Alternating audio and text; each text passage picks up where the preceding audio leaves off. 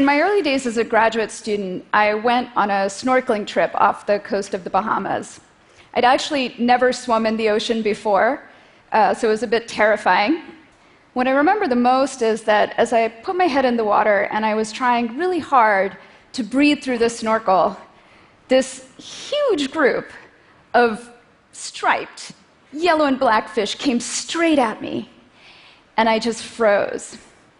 And then, as if it had suddenly changed its mind, came towards me and then swerved to the right and went right around me. It was absolutely mesmerizing. Maybe many of you have had this experience.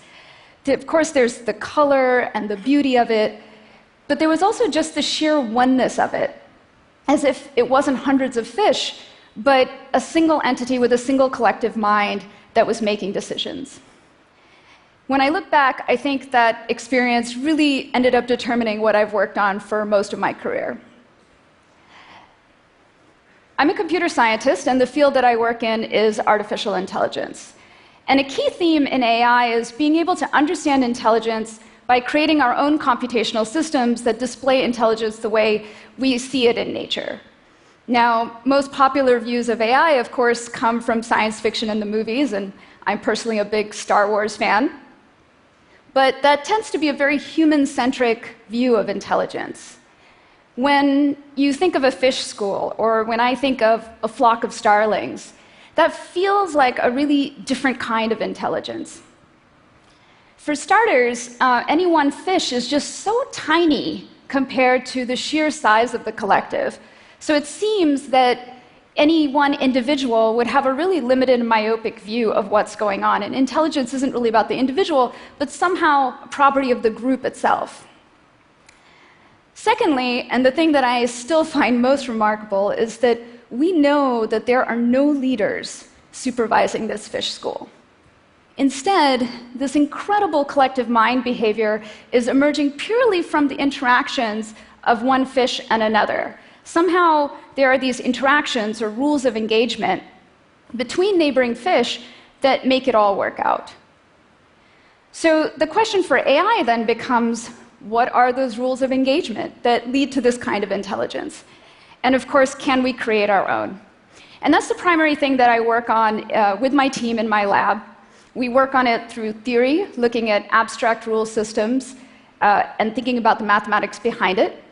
We also do it through biology, working closely with experimentalists, but mostly we do it through robotics, where we try to create our own collective systems that can do the kinds of things that we see in nature, or at least try to. One of our first robotic quests along this line was to create our very own colony of 1,000 robots. So very simple robots, but that could be programmed to exhibit collective intelligence, and that's what we were able to do.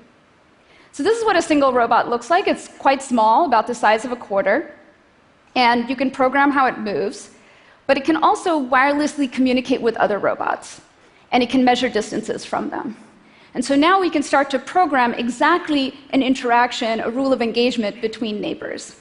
And once we have this system, we can start to program many different kinds of rules of engagement that you would see in nature. So for example, spontaneous synchronization, how audiences are clapping and suddenly they start all clapping together, or fireflies flashing together. We can program rules for pattern formation, how cells in a tissue determine what role they're going to take on and set the patterns of our bodies. We can program rules for migration, and in this way we're really learning from nature's rules. But we can also take it a step further. We can actually take these rules that we've learned from nature and combine them and create entirely new collective behaviors of our very own. So, for example, imagine that you had two different kinds of rules. So your first rule is a motion rule, where a moving robot can move around other stationary robots. And your second rule is a pattern rule, where a robot takes on a color based on its two nearest neighbors. So if I start with a blob of robots and a little pattern seed, it turns out that these two rules are sufficient for the group to be able to self-assemble a simple line pattern. And if I have more complicated pattern rules, and I design error correction rules, we can actually create really, really complicated self-assemblies. And here's what that looks like.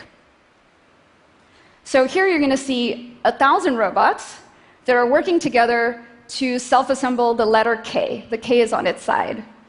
And the important thing is that no one is in charge. So any single robot is only talking to a small number of robots nearby it. And it's using its motion rule to move around the half-built structure, just looking for a place to fit in based on its pattern rules. And even though no robot is doing anything perfectly, the rules are such that we can get the collective to do its goal robustly together. And the illusion becomes almost so perfect, you just start to not even notice that they're individual robots at all, and it becomes a single entity, kind of like the school of fish. So these are robots and rules in 2 dimensions, but we can also think about robots and rules in 3 dimensions. So what if we could create robots that could build together? And here we can take inspiration from social insects. So if you think about mound-building termites, or you think about army ants, they create incredible complex nest structures out of mud and even out of their own bodies. And like the system I showed you before, these insects actually also have pattern rules that help them determine what to build. But the pattern can be made out of other insects, or it could be made out of mud. And we can use that same idea to create rules for robots. So here you're going to see some simulated robots. So the simulated robot has a motion rule, which is how it traverses through the structure, looking for a place to fit in. And it has pattern rules, where it looks at groups of blocks to decide whether to place a block. And with the right motion rules and the right pattern rules, we can actually get the robots to build whatever we want. And of course, everybody wants their own tower.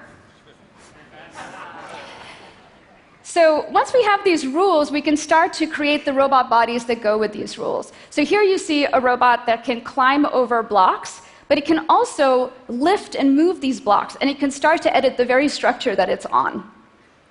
But with these rules, this is really only one kind of robot body that you could imagine. You could imagine many different kinds of robot bodies. So if you think about robots that maybe could move sandbags and could help build levees, or we could think of robots that built out of soft materials and worked together to shore up a collapsed building. So just the same kind of rules and different kinds of bodies.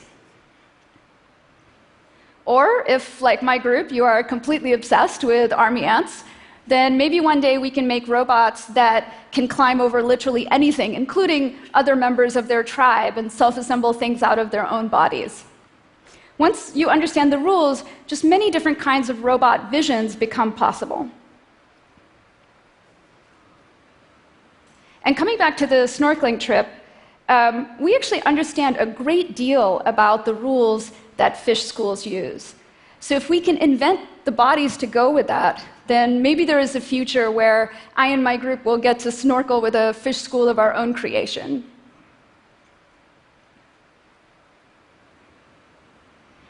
Each of these systems that I showed you brings us closer to having the mathematical and the conceptual tools to create our own versions of collective power. And this can enable many different kinds of future applications, whether you think about robots that build flood barriers, or you think about robotic bee colonies that could pollinate crops, or underwater schools of robots that monitor coral reefs, or if we reach for the stars and we think about programming constellations of satellites. In each of these systems, being able to understand how to design the rules of engagement and being able to create good collective behavior becomes a key to realizing these visions. So far I've talked about rules for insects and for fish and for robots. But what about the rules that apply to our own human collective?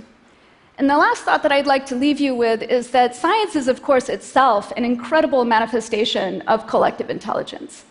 But unlike the beautiful fish schools that I study, I feel we still have a much longer evolutionary path to walk. So in addition to working on improving the science of robot collectives, I also work on creating robots and thinking about rules that will improve our own scientific collective. There's this saying that I love: who does science determines what science gets done. Imagine a society where We had rules of engagement where every child grew up believing that they could stand here and be a technologist of the future. Or where every adult believed that they had the ability not just to understand, but to change how science and technology impacts their everyday lives. What would that society look like?